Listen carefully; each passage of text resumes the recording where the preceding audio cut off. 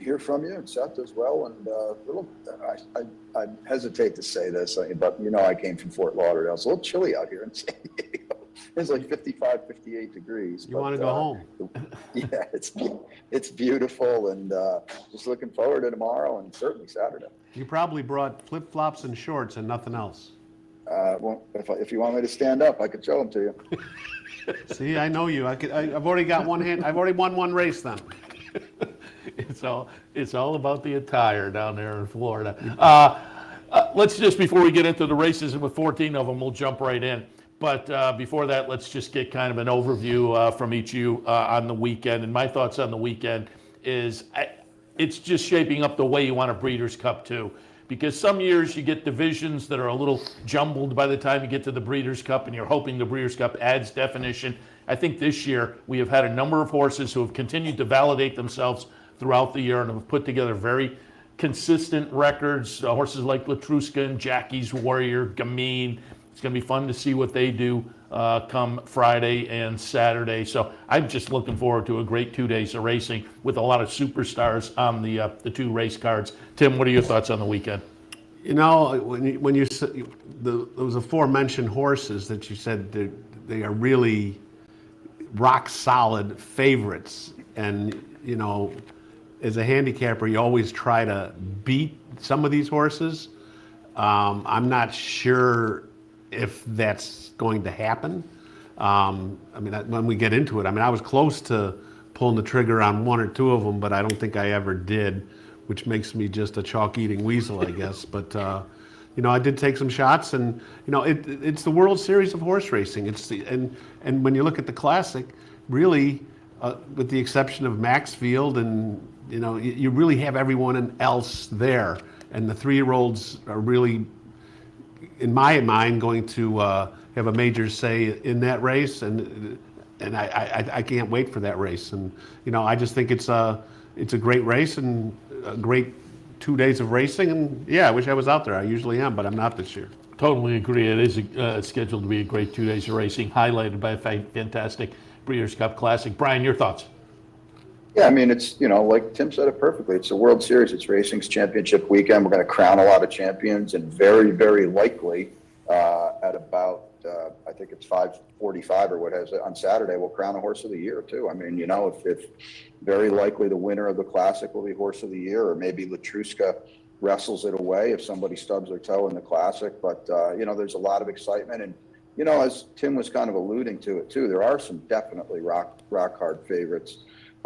Rock solid favorites, but there's also favorites that don't have to win either, so I think that's what, it's great. Some of these 12, 14 horse fields, great betting races for the handicapper, for the bettors, or the pools, all these pick 4s and 5s they put in. So it's a hell of a 2 days and a lot of excitement. Take a couple rubber bands off the bankroll, expand it a little bit, and fire. Yeah, folks should be aware. You can check out the betting menu online, but there are a couple of 2 day. There are 3 2-day daily doubles, and there are a number of pick 5s over the 2 days. Obviously, a lot of pick 4s and rolling pick 3s. So it should be a lot of fun over the couple of days wagering wise. All right, let's get to it.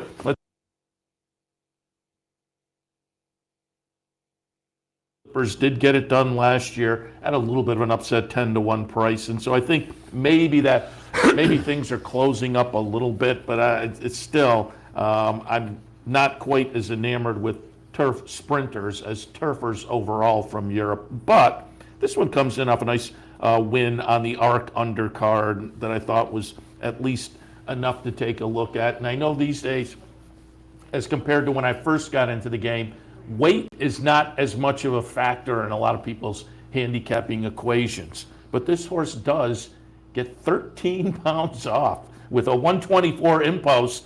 Was racing with 137 last time. So I'll put that one in. Golden Pal in the 3rd spot. And I agree with Brian. The numbers are a little bit light for this guy. I just couldn't ignore the fact 6 times in the exacta and 7 career starts. And it is Wesley Ward with a turf sprinter. Arrest Me Red, the other Wesley Ward, off the big win in the Belmont Turf Sprint.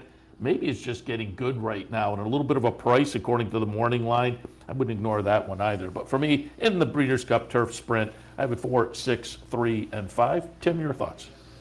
Well, Brian's not going to be able to talk me off of Wesley Ward.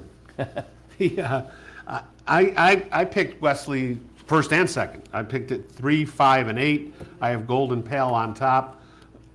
Golden Pale, Wesley Ward has said, has the potential to be the best horse that he's ever trained, which says a lot to me. And I think that when he was at Saratoga, that was his first start since winning the Breeders' Cup race last year. And then he went to York and he kind of blanked the bed a little bit and didn't show up at all. But he came back and won after that. And I think that he's sitting on a huge race. I think he's the speed of this race. I think they're going to have to come and get him. And I don't know if anybody has the ability to come and get him. And his second spot was his stablemate Arrest Me Red. For his race at Belmont really jumped off the page to me. And I think, like Seth said, he could be getting good. And another horse I'm a little interested in is Graham Motion's Caravel. He was last seen at the Turf Monster at Parks on Pennsylvania Derby Day.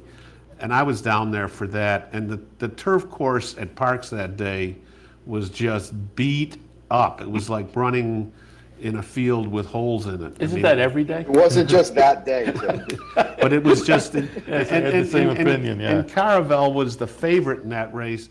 And, he just did not... He hated it.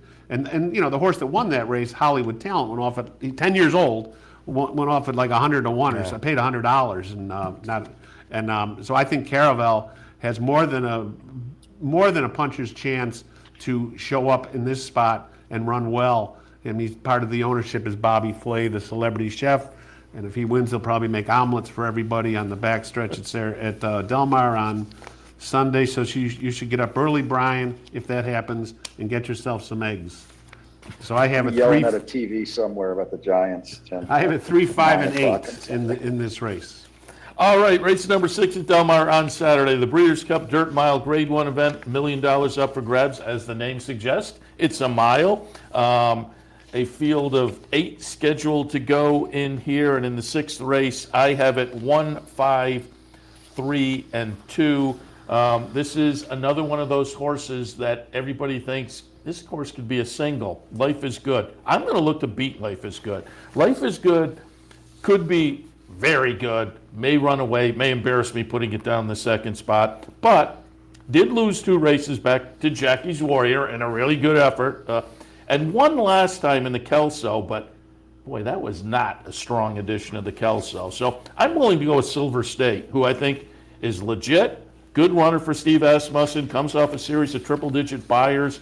This horse won the Met Mile a little bit earlier this year. So I'm going to take a little bit of a stand against Life is Good, although that one is very talented, right underneath for me. Ginobili, one of those horses, like another one we mentioned a little bit earlier, that has shown an affinity for the Del Mar Strip, 3 for 4 at Del Mar, including the last 2 starts back in July and August. So there's a little bit of a layoff here, but I think the horse is going to come in good form according to the workouts. And again, has shown a liking for the Del Mar home cooking, as it were. So I think Ginobili is also interesting.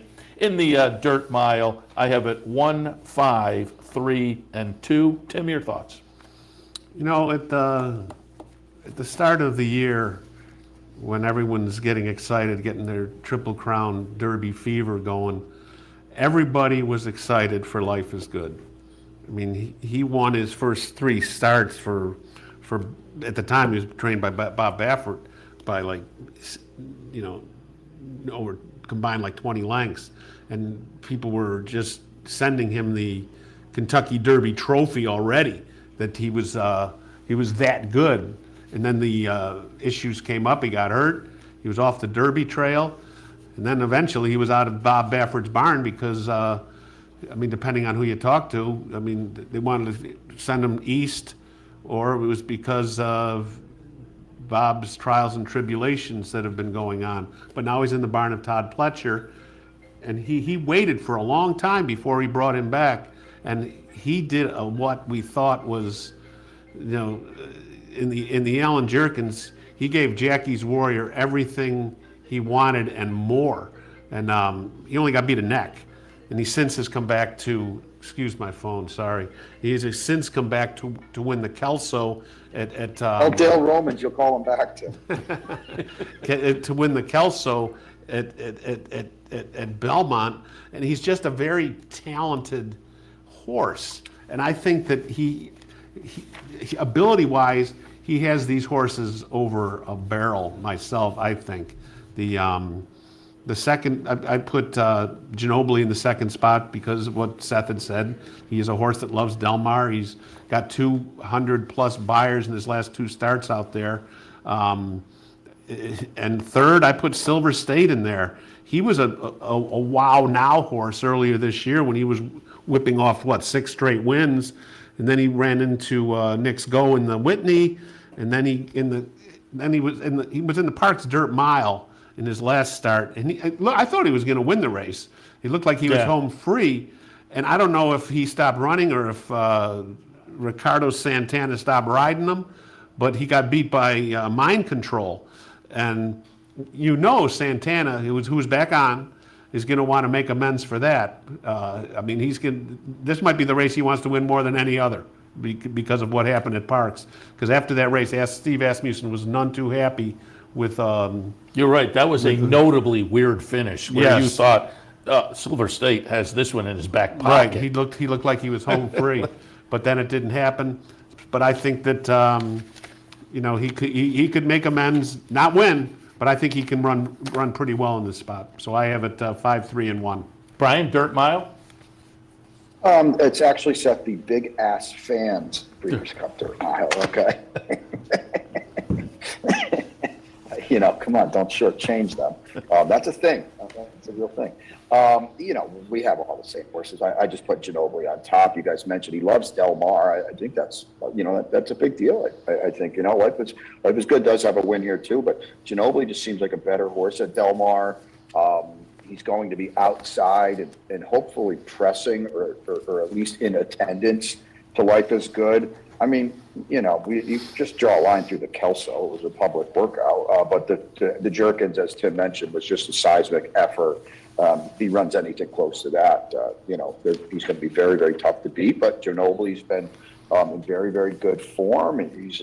Tim mentioned the triple-digit buyers.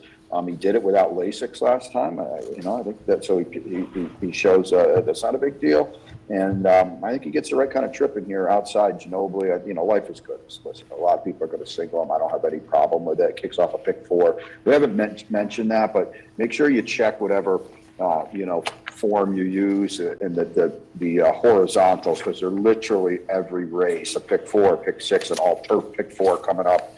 So I want to go back because race 5, okay, the Breeders' Cup Turf Sprint is an all turf pick 4, the 4 remaining Breeders' Cup turf races. So I mean, these horizontals are awesome. Anywho, Silver State back in. I just worry Silver State going a really fast 2-turn mile is going to be left with too much to do, and that's why he's a comfortable third to me. So 3, 5, 1. 7th race on Saturday, the Breeders' Cup Filly and Mare Turf Grade 1 event, $2 million up for grabs. It's a mile and 3/8. Tim, your thoughts on the Filly and Mare Turf? Well, I already said that Aidan O'Brien wasn't bringing maybe the A-team, or maybe he doesn't have an A-team this year, but I put him on top in this race with the horse Love. Now, I think when he comes to the Breeders' Cup, I mean, I think he started like 156 horses in the Breeders' Cup over his career, and he does have success in the Breeders' Cup. The Love this year is not right now the same horse that she was last year when she was 3 for 3. But she did show some life in her last start in Ireland when she got beat a nose, and she's always been a consistent animal on the green. I mean, she's got 7 wins and 14 starts on the board 5 other times. Main man Ryan Moore's in the saddle. The Euros aren't going to get shut out, trust me, at the Breeders' Cup. And I think Love is a horse that could maybe get them going. I have that horse first.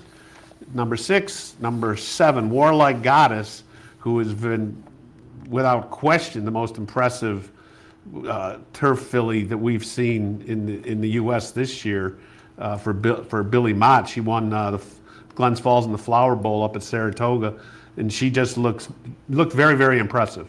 So I have her in the second spot, and Chad Brown, who has 13 horses I think in the Breeders' Cup. He's got 15 wins in his career there for the Breeders' Cup. I don't think he's going to get shut out either, but I don't know if he wins with this one. Pocket square in the third spot. Brian, your thoughts in the filly and mare turf? Yeah, Love is my best bet on Saturday. She just, to me, lays over this field for a couple different reasons. I mean, she's dropping 13 pounds, so I know she didn't win the Blandford. The Blandford came up really tough, by the way. It's more like a Group 1. She was given 9 pounds to the winner. She was given 9 pounds to the third place finisher. So I thought it was a really, really good effort, and I promise you, none of these ones in here are running third to Misriff and Adayar like she was able to do. She won the Prince of Wales at Royal Ascot over males to kick off her campaign. Tim's right. I mean, last year she was off the charts good. She's not that good this year, but she may be rounding back into form. Dropping 13 pounds is huge, and I think she's in a great spot in here. The unknown a little bit is Love's Only You, the Japanese horse. That did win there's so many Queen Elizabeth IIs out there, and she won at Chatin. I don't know a lot about her. I know a lot about these Europeans. I admittedly don't know a lot about her. The time form figures 23 and 24, if you do the math, you take away the 14 points, which is a rough rule of thumb that people say, she's got a couple big figures here. I don't know how good she is, but I think she's a player for a piece of this. Tim mentioned Warlike Goddess is like a month and a half ahead of any U.S. turf horse we have. How does that stack up on the big stage on Saturday? She's got to run faster. But boy, it's not like they've gotten to the bottom of this filly. An English Channel won the Breeders' Cup turf, so this trip is not going to be a problem. She's shown she can run farther. She's really good. I just don't think she's European really good, and I think that's a problem for her. Adaria was better last year, and I think she probably wants a little more give in the ground. I don't think she won this race last year with Lasix. She's not doing that this year. I mentioned that earlier. The post is just terrible. Between her and Tarnawa, it's like that they got I don't know, you won last year, we're giving you the parking lot this year. Rougier is a horse that probably wants really heavy ground, like she got at Paris Longchamp on Park Day to win the Longines, the Prix de l'Opera, and she's obviously not going to get that at Del Mar, so I think that's problematic for her as well, and I don't think she's in Love's class level either, so 6, 8, 7 for me, my best bet of the day is Love.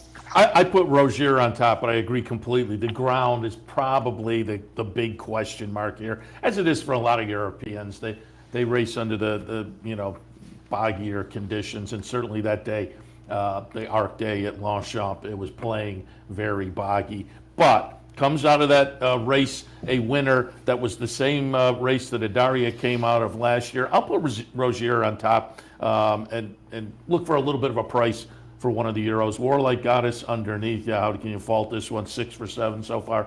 Adaria in the third spot. I don't think she's as good this year as she was coming into the race last year, and also being hung out at the 12 post was definitely a negative for me. But I had to put her in, being the defending champion, and I think she's good enough. Just, is she good enough? From that post position. As I say, not as good this year as last year. I still think she's good enough. I think the post is going to work against her. And then I had Love down in the 4th spot. And, I may regret putting that one down where I did, because I agree with all the comments that the guys made prior as well. This one comes in with only 1 win in 4 starts this year. But yeah, you look finishing just behind Misriff and just behind Adaria in one of the starts, and ahead of Adaria in another one. Certainly Love is very, very capable in here. In the 7th at Del Mar on Saturday, Breeders' Cup, filly and mare turf. I have 4, 7, 12, and 6. That'll bring us to our next break. We will come back after this, continue the OTB, the capital OTB, Breeders' Cup seminar. Tim Wilkin, Seth Merrow, Brian Nadeau. Stay with us. We'll give you some more thoughts right after this. Welcome to Albany County, an incredible destination to live, work, and play, with easy connections to more than a dozen cities from our vibrant modern airport. It's a short trip downtown to a hive of culture and amusement, from world-class shows at the newly renovated Times Union Center to reliving the past at the New York State Museum. From outdoor recreation to shopping to nightlife, Albany County has something for everyone. We'll see you soon.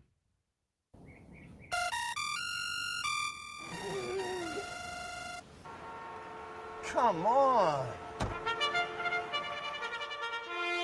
I want sales reports on my desk by Monday.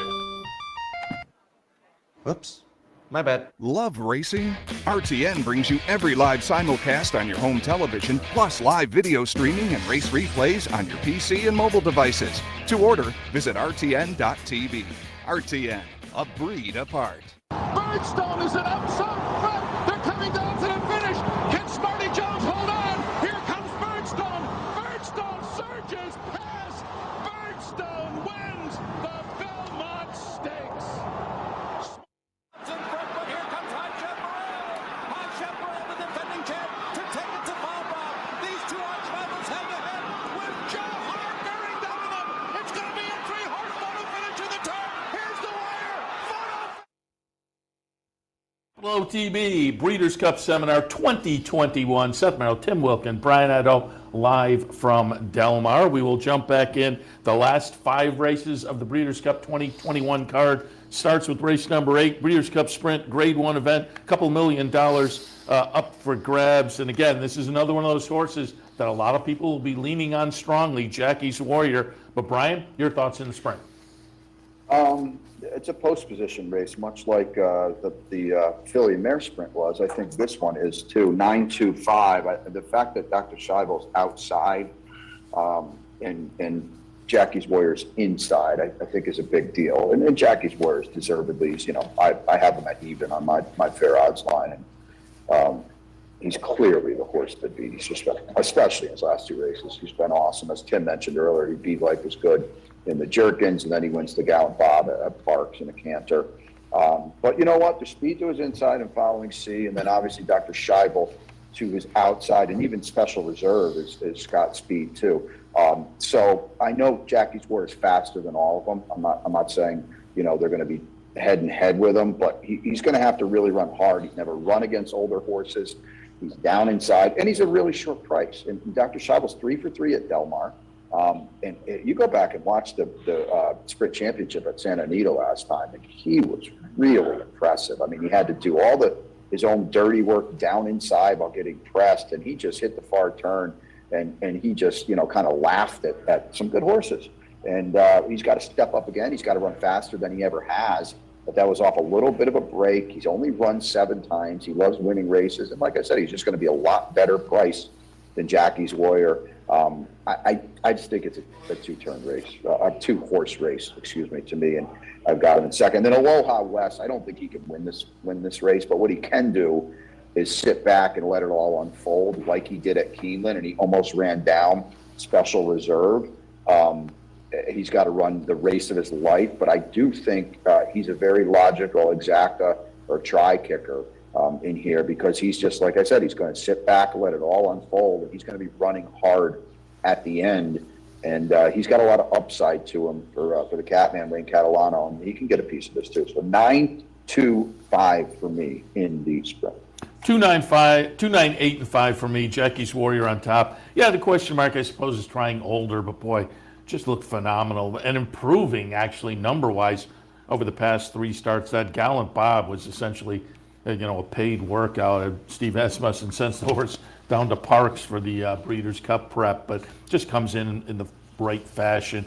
I have that one on top, but I do think, and I've heard it pronounced both ways, Dr. Scheibel, Dr. Schivel. I have no idea. Hey, Seth, let me ask you a question, Yeah. Seth, because I don't mean to cut you off, but I just wanted to ask you this because you're a buyer guy. Jackie's Warrior, you rarely see this. This is like 1, 2, 3, 6 races in a row.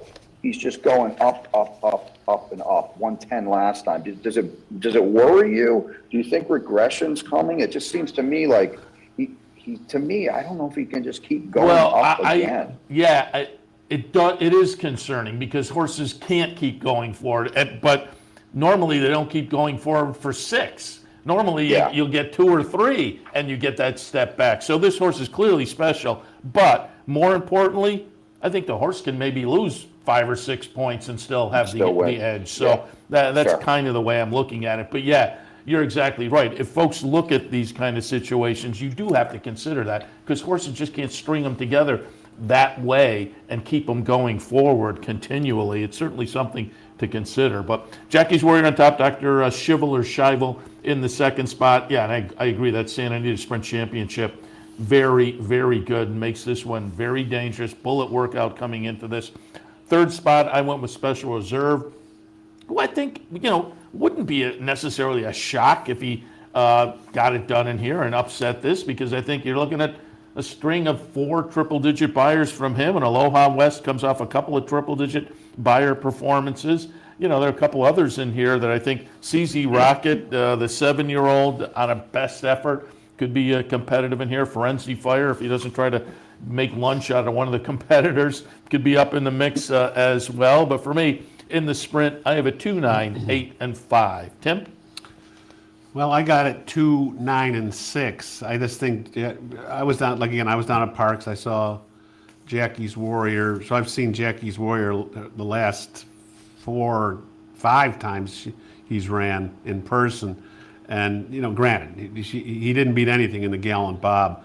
I think that the people at Parks were shocked when Asmussen decided to run the horse there, because there was 0 in there that could even contend with him. And again, it was a public workout for him. But I think if Jackie's Warrior is even at 70%, I think he handles this field. I just think that he's head and shoulders above the rest of these. I would think Todd Pletcher's Following C will try to run with Jackie's Warrior early. I think Jackie's Warrior shrugs him off, and I remember talking to Joel Rosario after the Gallant Bob, and I asked him what the secret to Jackie's Warrior is, and he says, it's pretty simple, really. He says he runs fast, and then he runs faster, and that's what he does. I have Dr. Shivel second. His record at Del Mar, you can't argue with that. He's won 5 in a row. I don't know if he's in the same class as Jackie's Warrior, but the home court advantage could come in for a second place finish there. And I have Hannibal Lecter third. Forensic Fire third. Let's see if he behaves himself. Because he's an honest racehorse. he shows up most of the time. He's 14 wins in 37 starts, and I'm just putting him in for third so he doesn't bite me the next time he sees me. Yeah, that still might not be enough. All right, let's turn the page to race number 9, the Breeders' Cup Mile Grade 1 event. The purse is $2 million. It's a mile on the grass, and at the top of my page I have written, is this the toughest race? It may wind up being. But I went 4, 3, 6, and 11. I put Raging Bull on top, and I'm just hoping we get back to that seasonal debut. That win at Keeneland in the spring, I was in doing the handicapping show that day, and it was just really an eye-popping, phenomenal win, very good number. Subsequent starts haven't lived up to that, but did seem to show a little life last time, maybe up in the Woodbine Mile. So again, I'm hoping we can rebound to that race at Keeneland, and if so, Raging Bull at, if the morning line holds up, a very good price for a Chad Brown, Irod Ortiz runner. Raging Bull on top. Second spot is Space Blues. Charlie Appleby coming in off a very nice European campaign this year for a Godolphin. The question mark for me with this one is going to be the trip, because this is more of a, I guess you would say, sprinter, given that you look down the page and a lot of the races, 7 furlongs, 6, 6.5, and we're going 2 turns at a mile on Saturday. So I was a little bit concerned if this horse had a little bit more experience at this kind of a trip. I may have been more enamored and moved the horse up to the top spot. But I'll put Raging Bull over Space Blues. In the third spot, I'm going to take a look at Mo Forza who is kind of the hometown hero, as it were. 5 exacta finishes and 6 starts at Del Mar. Won the Del Mar Mile 2 back, won the City of Hope Mile at Santa Anita last time. So again, this is a Southern California-based horse with plenty of turf talent at this morning distance. So for me, in the Breeders' Cup Mile, 4, 3, 6, and 11. Tim? Well, historically, this race, it's like a pinball machine, the tote board. I mean, there are huge prices that come in this race. I think the average win price over the last 10 years, I want to say, is like $42, something like that. So, of course, I'm going to try to keep the trend going. I'm going 2, 3, and 10. My top pick is Smooth Like Straight. He's Michael McCarthy trained. He's been in the exacta at Del Mar all 5 times on the grass. He only had 1 win this year, but he's been second 3 times.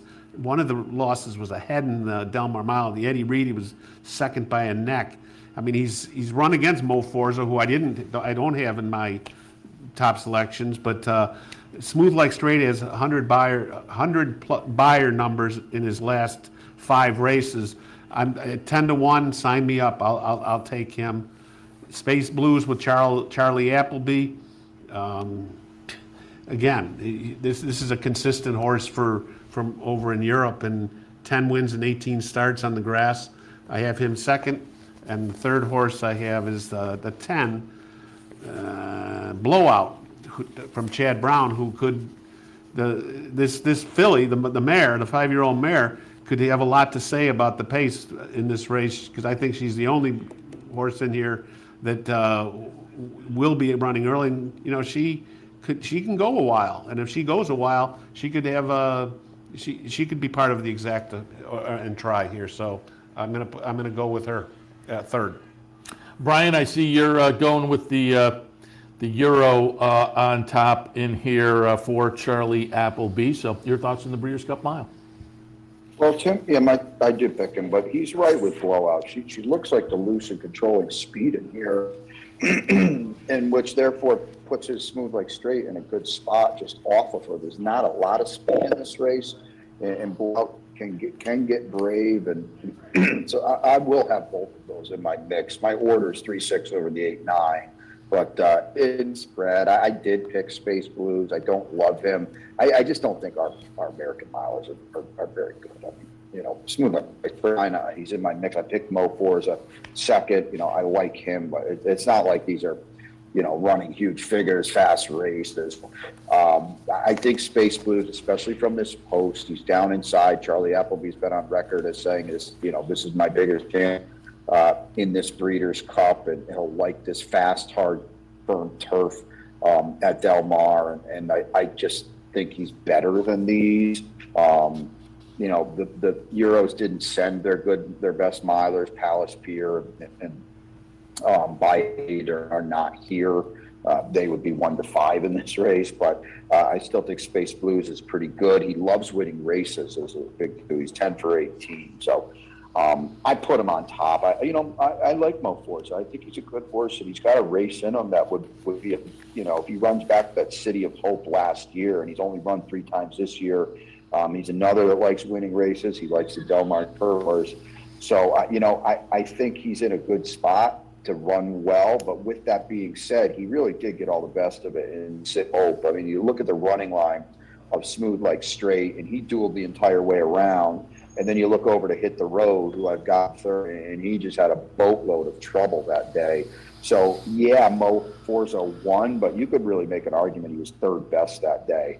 But he's going to trip out here too, and that's to his credit, because he's got tactical speed to be able to sit the trip. Whereas Hit the Road is going to come from a little farther back, and he's going to have to work out a trip. So those are my top 3. Mother Earth can get a piece. She's no great shakes. She's nothing special, and she's far down the list of the European milers. But she really woke up. And I thought she ran the best race of maybe her life last time, to be completely honest with you. I mean, it was like no one notices she was 5th in the QE2. on Champions Day at Ascot. But, again, there's Baid, who's never lost, and there's Palace Pier, who's only lost twice, and they both came in the QE2 on Champions Day. And so, again, those horses would be, they would win this race running backwards. And she was beaten less than 4 lengths that day. She is a Group 1 winner. The Prix Rothschild wasn't a great race. She has never really beaten a good horse. But she could get a piece of this in here, and she should be a square price too. So it's a deep spread for me. This kicks off the late pick 4, and I want to use as many as I can to ensure that I'm alive. As Tim mentioned, Order of Australia won this race at 73-1 last year, so it can be that kind of race. Breeders' Cup Distaff is race number 10, and don't forget, being out on the West Coast, you got to carve yourself out a portion at the end of the day, because this race goes off at 7 o'clock our time on the East Coast, 4 o'clock on the West Coast. But the Breeders' Cup Distaff, Grade 1, couple $1 million up for grabs, 1 1/8 miles the distance. And regardless of what happens in here, I think Latruska has already put together an Eclipse-winning campaign. So going to be interesting to see if she can put the exclamation point on it, but it's just hard for me to get past her. I suppose if you're making an argument in that division, the filly and mare division, She Dares the Devil, maybe with a win here, could wrestle it away, maybe. A couple of interesting 3-year-olds in here, and Clariere and Malathot as well. Tim, what are your thoughts on the distaff? Well, it's without question it's Latruska's race. The race goes through Latruska, no matter how you carve it up. And I'm getting kind of a kick out of listening to people all that are kind of bashing this horse a little bit, saying that she's been racing too much. She's not as dominating as she was because she's going to get tired. She got all this other stuff. No, this horse is a freak. This horse just loves to run. I talked to Fausto Gutierrez, the trainer, after the Ogden Phipps, after she won that race, and he just talked about how she's not tired. She said the same thing up at Saratoga after she won the Personal Ensign. I mean, this horse was being considered to run against the boys in the Classic early on this year. I mean, bravo to Fausto for keeping her with her own. Why wouldn't you run in the distaff where you're going to be, 8-5 or less, rather than go in the Classic when you might be 5-1? I think that she's without question the horse that you have to think that she's a single here because she's faster than the rest of these horses. I mean, I would think Bob Baffert's Private Mission will take a chance. We'll go and try to run with her because that's what Bob's horses do. But she's not as good as Latruska. I think that Latruska is the horse that dictates this race, wins this race, and I have Malathot, the Alabama winner, second. I mean, earlier this year, she was being talked about, like, hey, after she won the Kentucky Oaks, let's run her in the Belmont Stakes. They thought that highly of her. I mean, she stubbed her toe a little bit in the Coaching Club Oaks, finishing second, beaten ahead. But in that race, I mean, she took the shot of the other three horses in there. She took their best shot and still almost won the race. I think if anyone's going to beat Latruska, it's going to be the 3-year-old. And Royal Flag, who was impressive at Saratoga when she won the Chuvy, but was third to Latruska in the Personal Ensign, can come along and get third. So I have it 6-3-2. Brian, your thoughts on the distaff? 1-6-2. This is the only Baffert horse I'm going to play this weekend. I'm just going to. Private Mission is, to me, the controlling speed in here. And she's going. She has to go. She's faster than anybody else in here. Now, it puts Latruska in the perfect spot. Don't get me wrong. It's not like she's going to be 4 lengths clear in here. Latruska doesn't let anybody go early. But you look at her races, with the exception, her 2-turn races, with the exception of the Personal Ensign, she's not supremely fast early. So Private Mission will be in front. I'm very, very confident of that. Maybe not good enough, but listen, one thing we haven't mentioned is, these tracks have been known to be pretty souped up on Breeders' Cup Day. Breeders' Cup weekend. And maybe Private Mission breaks, it gets Brave. The 9 furlongs is a question mark. She's a 3-year-old filly. This is a big ask, but I do think she's got a flow edge here, so I put her on top. Tim mentioned everything about Latruska. I just think it's awesome. And I'm glad you mentioned the campaign too, Tim, because I don't know, I've got to go back to Mineshaft maybe. The last time a horse had a campaign like this, you don't see it. Kudos to Fausto Gutierrez and his group for she just keeps on keeping on. And she's got 5 straight triple-digit buyers. Nobody runs fast anymore these days, and she does it every 3 weeks. Maybe it catches up to her on Saturday. I don't know, but I'll tell you what, she wins this race, and Tripoli wins the Breeders' Cup Classic, she might damn well be Horse of the Year. I mean, that's the type of campaign she's had, and I think it's great. Royal Flag is going to need a meltdown. I don't think she's going to get it, but she showed in the Personal Ensign she can run with Latruska a little bit, and I think she's a threat late in here. I'm really against Malathat. I'm fading her. She doesn't look any. I think she's dressed up over beating up on bad 3-year-old fillies. I mean, to her credit, she's done it, but I'm against her. She's got to run the race of her life to me to get a piece of this. And one horse I will throw out at a big number that might be getting good again is as time goes by.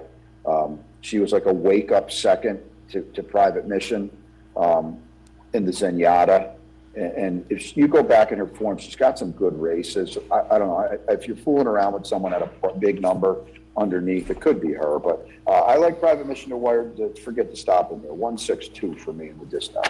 I'm 6'3", and it's funny you mentioned that because I think you're right, Brian. If there's some kind of a wacky upset in the Classic, Latruska is right there for Horse of the Year consideration. That would be an interesting turn of events, certainly. I put Malathat underneath. I'm just a little bit concerned. I think this is a talented 3-year-old filly, obviously. Lightly raced, so probably some upside potential. But boy, I know it's the 21st century. I know we're going in that direction, but hasn't been seen since the Alabama. So I'm a little bit concerned on the layoff angle here. But it is Todd Pletcher, talented runner. As I say, maybe still some upside.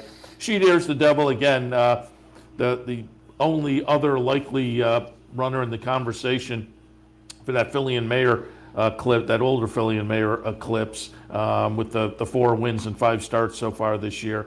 So again, she is a player. Royal Flag down in the bottom, at the bottom for me. I will say Clairiere, I have heard, has been getting some good buzz in the morning, so I'll toss that out there coming up of the performance, a nice winning performance in the Cotillion. I've liked that one all year long. I couldn't quite pull the trigger there, but as I say, there's maybe a little buzz on that one. In the 10th at Del Mar on Saturday, the Breeders' Cup Distaff, 6, 3, 8, and 2. Moving on to race number 11, Breeders' Cup Turf, Grade 1 event, $4 million up for grabs. 1.5 miles is the distance. Brian, your thoughts on the Turf? Well, we got a little bookkeeping, right? Because United and Domestic Spending are now out. So that draws in Bolshoi Ballet and Channel Maker.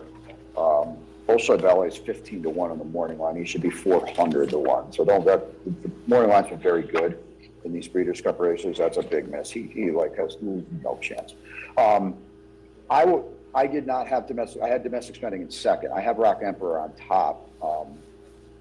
I don't know. Chad took the blinkers off in the Turf Classic to Joe Hirsch, and this horse finally won a race. I mean, it's like breaking news. Rock Emperor won a race over a graded stakes race, and he did it. He ran fast, and he's drawn inside. He's got a Grade 1 win at 1.5 miles. This is not a good race, guys. Let's be honest. The defending champion Tarnow is in here. The post here is absolutely so bad for her. So bad for Tarnow. She gets helped by the 2 scratches because she gets to move in 2 spots, but it's so bad, and she's clearly the horse to beat. I have her moved up at second, 113.12 now for me. And I like Rock Emperor. He's not going to be as big a price as he was with the scratch of Domestic Spending. Everybody's going to come down now. Tarnawa might well be like even money in here. She's that good, and the rest of this field is kind of not. But I'll just take the price on a horse who drew much, much better than the heavy favorite too. The Arc was run in an absolute bog. Heavy doesn't even describe the conditions that day. The winner was 80-1, but Tarnawa beat everybody else, and she did it well. The second to St. Mark's Basilica, the best turf horse in the world, 2 back in the Irish Champion, was, seismic stuff, and then she won a laugher in her debut. So very lightly raced this year. Doesn't have Lasix, like I mentioned, as last year, but I don't know. I don't think it matters as much with her, whereas I do think it did with Ardalia and Glass Slippers. If she can work out a trip, she'll win this race, period. She's just that much better than these. Tiona is interesting. She beat Snowfall on the square last time, and she had some trouble too. If you go back and watch that race in the Prix Vermeille, she got bounced around pretty good trying to get out late. Took a real hard hip check and still came on running. Now Snowfall is going this way. We all know that. She's just not the horse that won the Oaks by 16 or whatever it was, and she's going the wrong way. But Tiona looked good that day. She's proven over the trip, and she likes firm turf, and she's going to get all of that here. And she's a lightly raced 3-year-old filly, getting weight from these horses too. She's getting 7 pounds from the boys in here. Don't sleep on her at a number in here. She's got some class to her. So it's 113.12 for me in the $4 million turf. Amazingly, same exact, 113, 6 and 7. I also took a little pop, pop with Rock Emperor because like you, I was kind of impressed with that Turf Classic, and I thought that race just maybe sets Rock Emperor up for another good race this afternoon. So I went in that direction, and I had this one on top originally. I didn't scratch into it. I had domestic spending in my mix, but I now wind up with Rock Emperor on top, and again, had that one on top before, had Tarnawa in the second spot before, I had domestic spending down in the third slot, so that's where things change up for me. But I'm right with the exact I originally had. Tarnawa, I'm with you. The post position is going to be a negative, but it is 1.5 miles, so there should be some time to sort the trip out. And this one, decent second last time in the Arc, should be set up to run well this afternoon. Third slot, I will go with, this one's kind of interesting, Acclimate. And again, it was originally in the 4th slot, so this is now a little bit of a move up. And the 4th slot is typically one of those where I will roll the dice a little bit. But now we move up in this 3rd slot. But I'll stick there. And I bring it up because if you read Mike Welch's Twitter feed, he earlier this week said, if you haven't looked at Acclimate in the turf, maybe give that one a second look. And Mike Welch, of course, the workout guy for the Daily Racing Forum, he's been out there, he's been watching the workouts. He liked what he saw from Acclimate, so I thought, well, I'll toss that one into 20-1. And then Walton Street pulls into my mix as well for Charlie Appleby coming off the win last time up at Woodbine. In the Breeders' Cup turf for me, 113, 6 and 7. Tim? Well, I think this race is going to be a wake-up call for Japan. The Aidan O'Brien horse, the 14 post, obviously not great, but again, it's 1.5 miles, and I think that he's going to be able to get a trip. I mean, this horse is a traveling fool. I mean, he came over to Saratoga to run second in the Sword Dancer, then got back on a plane, went back to Ireland, came back from Ireland to Belmont to run in the Turf Classic, and took money. He was 2-1. He didn't lift up his legs at all. Then he went back to Ireland again. Now he's back here for this. I think that, again, Aidan O'Brien does not, he's the Todd Pletcher of Europe. I mean, he does not send horses just so he can have a horse in the race so he can get a spot in the Turf Terrace Club, or if they have such a place up there at Del Mar. He's been a fairly consistent runner on the grass, and if he runs back to what he did in the Sword Dance, he only got beat a neck. I think he's going to be a horse that could really light up the board. I mean, and again, first of all, I had him second originally, and then I had domestic spending on top, and I have Tarnawa, the defending champion. Nailed it. Thank you. I have her second.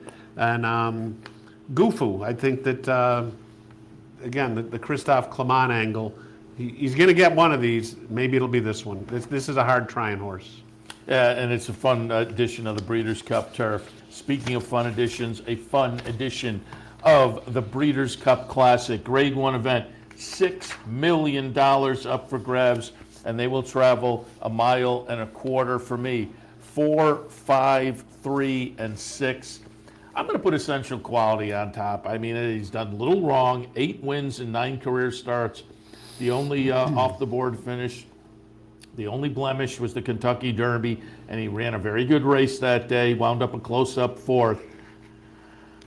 I think, for me, I'm either going there or I'm looking for Knicks Go to run them off their feet. And I think that may be the case. And in almost any other year, I would probably wind up on Knicks Go very, very easily. But there's just a lot of speed in this race. And so I'm wondering, does he get out there at the 1.25 miles and can he run them off their feet? I think it's possible. Pick bets, I'd certainly use both of these. But again, with all the speed, I'll look for Knicks Go to be out there, get challenged, and for that kind of grinding, just get it done, do enough kind of style for Essential Quality.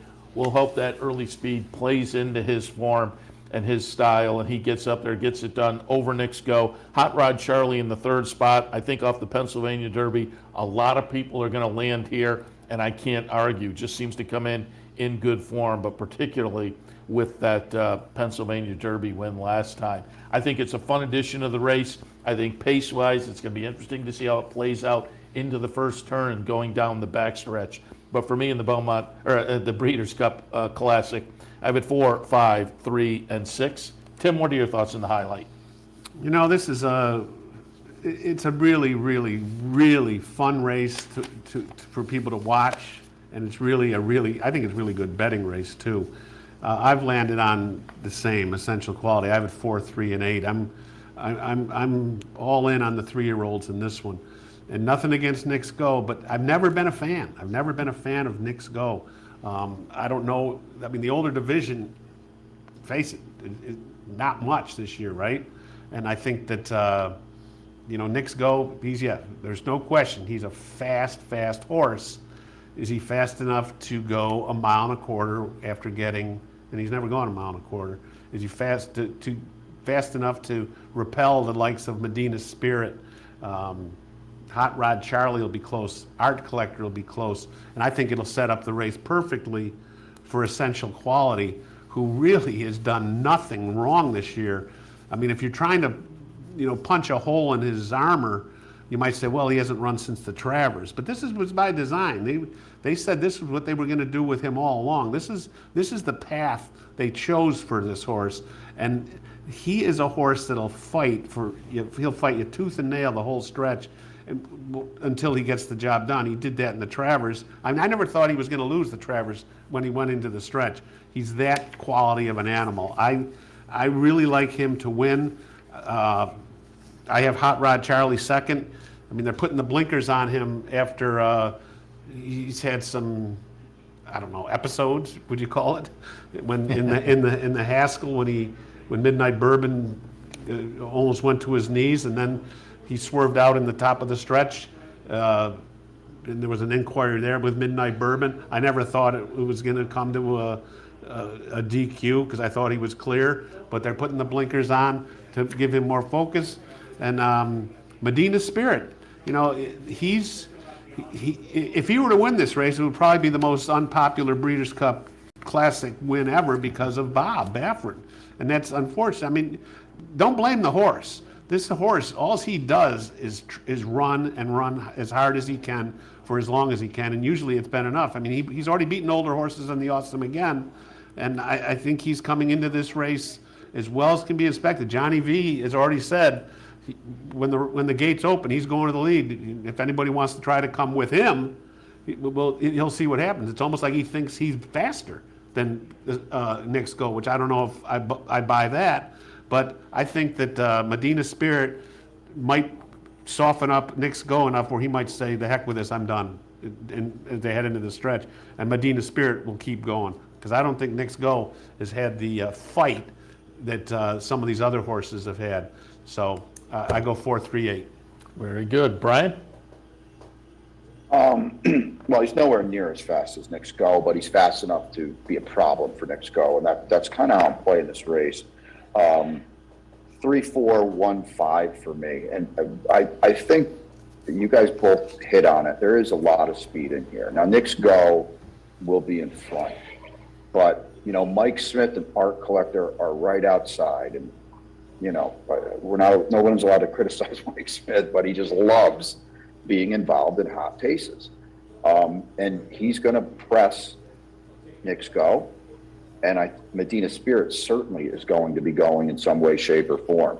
So there's no doubt in my mind Nick Skull will be in front in here, but he's going to have to run hard. Now, Nick Skull is one of the, I love a horse like Nick Skull. He reminds me of Skip Away. Just they have that high cruising speed, and they just basically drub you into the ground. Can he get a mile and a quarter? I'm betting against it, but watch the gallop out of the Whitney, that head on. They go into the far turn. He's like a football field ahead of the field. It's Del Mar, too. It's going to be a track he likes.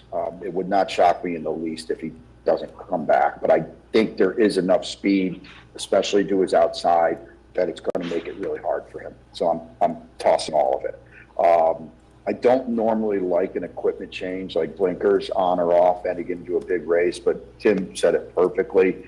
Hot Rod Charlie's just been a bad actor in his last two races, so I think it's a good move because he definitely caused a problem. Well, clearly caused a problem in the Pascal, but he definitely caused a problem in the PA Derby too. And I agree with Tim; they weren't going to take him down, but he did float Midnight Bourbon out quite a bit.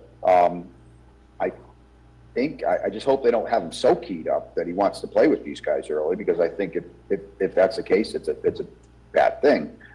But I'm just assuming he's in the catbird seat here. While Nick Skull, Art Collector, and Medina Spirit are going early. Here's Hot Rod Charlie just watching it all unfold ahead of Essential Quality and ready to get the jump on him entering the far turn. And that's how I'm going to play this race. I wanted to put Triple E on top. He can't. He's not good enough. But he really likes Del Mar. He had no chance. Just draw a line through. The Awesome again wasn't even a race. So they let Medina Spirit go in 47-3. It's like they shouldn't even count. Like when you look at them, because it's not anything remotely close to what is going to happen on Saturday.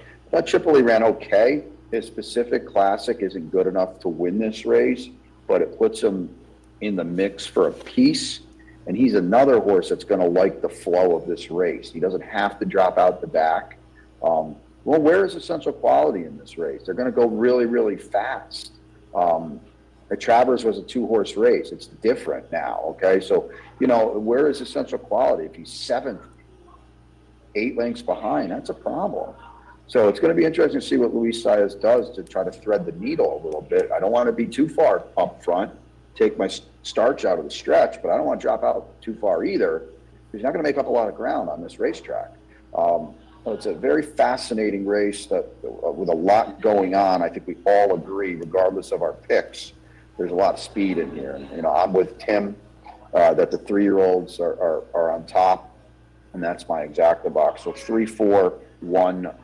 I think Nick's go. I got him in 4th. He'll win the battle, but he'll lose the war. 3-4-1-5 in a very compelling Breeders' Cup process. Yeah, fun way to wrap up the weekend, no question about it. Eclipse Awards will be decided, and bets will be cashed, and there will be the opportunity to walk away with a big smile on your face. All you need is one good one on the weekend, and you'll have a very good weekend. So as Brian said earlier, take the rubber band off the bankroll and play. I just pulled up the betting menu. Special daily doubles. There'll be a juvenile turf on Friday and the turf on Saturday double, a juvenile fillies and a distaff double as well Friday, Saturday, and a juvenile and a classic double. So some fun doubles to jump into. There are a couple of pick 5s on Friday on the card. There are 3 pick 5s on Saturday on the card. Lots of great opportunities. There are $1 minimums, win, place, show, daily double, exacta, pick 6, and the special double. 50-cent trifectas, pick 3s, pick 4s, pick 5s, and a super high 5, and dime superfectas. So there's a little brief overview of your wagering menu. Hopefully we gave you some good ideas, and I will wish my colleagues here good luck Appreciate the conversation. Good luck on the weekend. Tim, appreciate it. Brian, appreciate it. And again, enjoy the weekend out at Del Mar as well. Say hello to all our compatriots who are out there, because I know there's a pretty good local contingent out that way. Yeah, I'm going to actually meet up with Anthony, our buddy Anthony and colleague Mormino in a little bit, have some lunch, and then kind of get to handicap, and I will do that. Timmy, always great to see you. I'm glad to see you doing well. Tim and I have known each other a long time, and he's one of the best. So Thanks, always Brian. good to see Tim, and value his opinion a lot. Always good to see you guys. Seth, you too. Best of luck to you and everybody back home. Cash some tickets out there, Brian. Trying. That's the game plan for all of us. You too. Hopefully, again, we gave you some good information. We appreciate your tuning in to the annual Capital OTB Breeders' Cup Seminar for 2021. Thanks for tuning in. We'll see you next time.